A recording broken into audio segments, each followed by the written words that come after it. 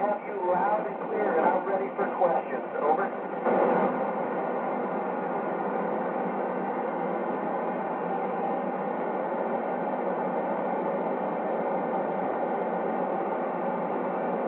Hello. Well, the International Space Station is the largest spacecraft that we've ever built. It is a floating laboratory. It's about the size of a football field, about 100 meters across. And in the part that we live in, it's about the size of a 6-bedroom house. The cool thing about this house is we can use the ceiling and the floor and the walls to do all our experiments and to run all our systems and actually to sleep. And we're traveling at over 17,000 miles an hour. We're just about 250 miles above you.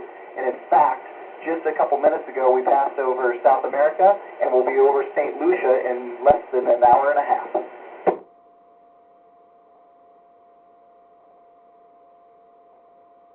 Over.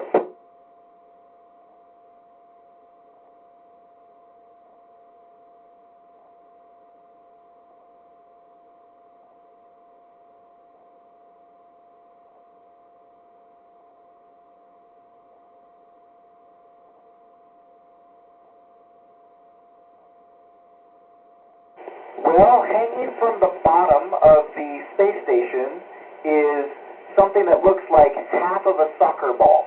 And each face of that soccer ball is a beautiful window that we can look out and see our beautiful planet. And so we love to spend a little time there whenever we can because the view of our planet is really breathtaking. And I'll tell you, when I'm in there, it is never, ever boring. There's no part of this planet that I don't absolutely love looking at. Over.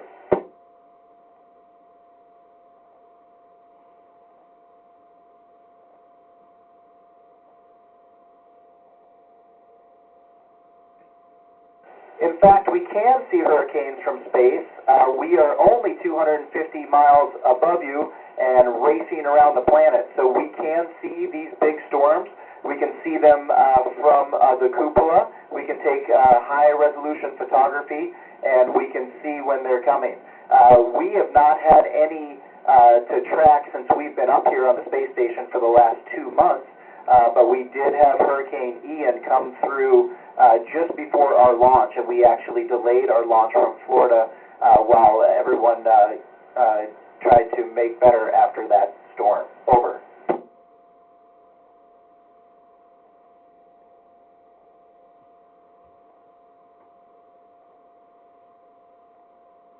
Hello, Lucia. In fact, I feel like I've been studying my whole life to be an astronaut, and I don't know that I'm ever going to stop because I really, really enjoy learning new things.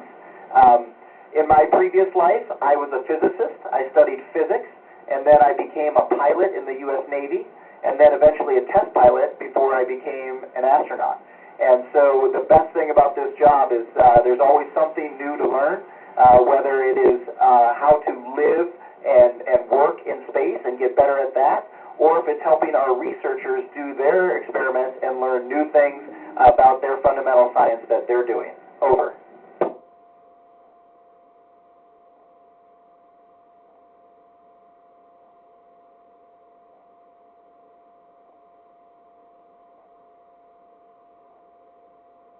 Hello, Gabriel from the Cayman Islands. Well, I'll tell you, every day is different up here.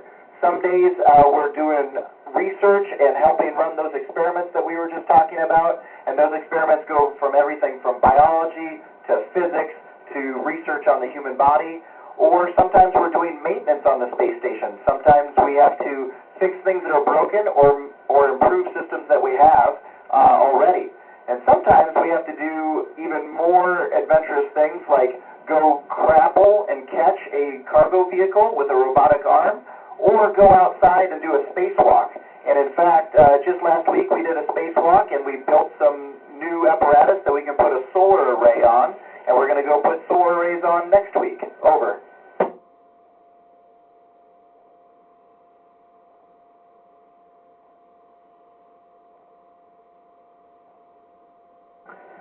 Well, we can certainly take photography from the cupola, like we were talking about, and we can see the effects of climate change from time to time, depending on where we're looking and what we're looking for.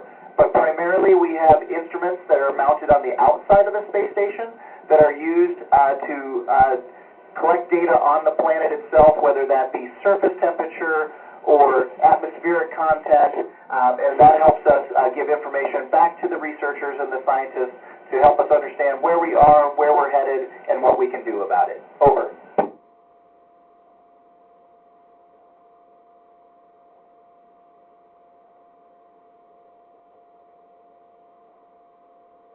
Hi, Leanne. We absolutely can. I have not seen a volcano yet, but I'm not always in the cupola. But in fact, we did have an astronaut a couple years ago who just happened to be in there looking out and saw a volcano erupt, and he actually made a call down to Alaska, to the Alaskan Volcanic Observatory, and let them know what he saw, and they didn't even know it was erupting yet. So yes, we can absolutely see volcanoes from up here. Over.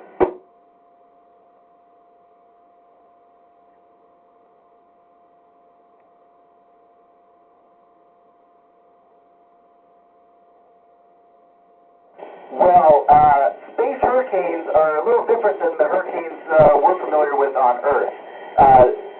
The hurricanes on Earth are based on water and rain and pressure differences and even the rotation of the Earth. The space hurricanes tend to come from energetic electrons that are coming from the sun, and then they collide with oxygen and nitrogen in our atmosphere, and that's what makes those beautiful colors, the greens and the blues of the aurora. And that's actually some really, really neat quantum mechanics that makes that happen. And sometimes, very rarely, but sometimes the magnetic field of the Earth is such that it actually makes a swirl of that aurora and makes it look like a hurricane.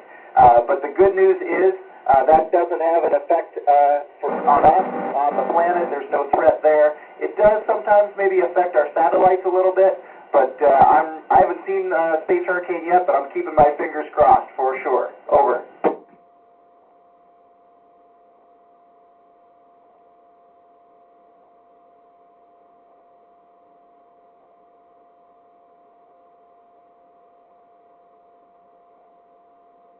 Hello, Vasi.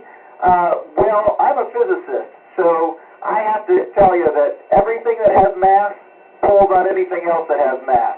So the Earth is pulling on the International Space Station right now, but just a little bit, the International Space Station is pulling back on the Earth. So that is to say that every meteoroid is pulling just a little bit on the Earth, and the Earth is pulling on it. But we don't tend to worry about them unless they're closer than 4.5 million miles from the Earth.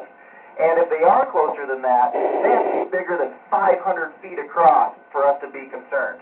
Otherwise, they're probably just going to burn up in the atmosphere, and if they don't burn up, they're just going to be a tiny little meteorite that make it back to the planet.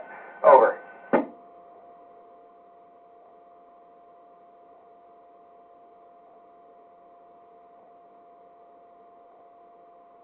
Hello, Josh. Yes, there are other planets with volcanoes. We see a lot of old, dead volcanoes around the solar system. In fact, I think it's just Earth and maybe Jupiter's moon Io that have active volcanoes right now. We think that there might be some on Venus and maybe on another one of Jupiter's moons, Europa, but we're not quite sure. But yes, there are definitely volcanoes throughout the solar system. Over.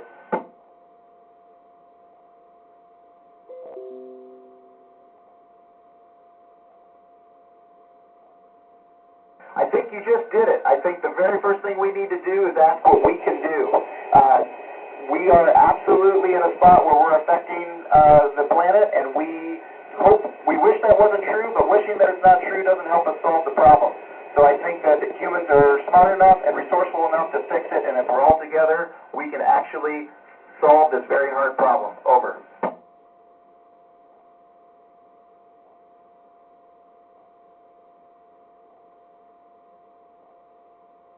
Great question. Well, the Orion spacecraft can tell you right now, if you go Google it, there are some incredible images of the moon that we've taken just this week after we launched an unmanned spacecraft that's going around the moon.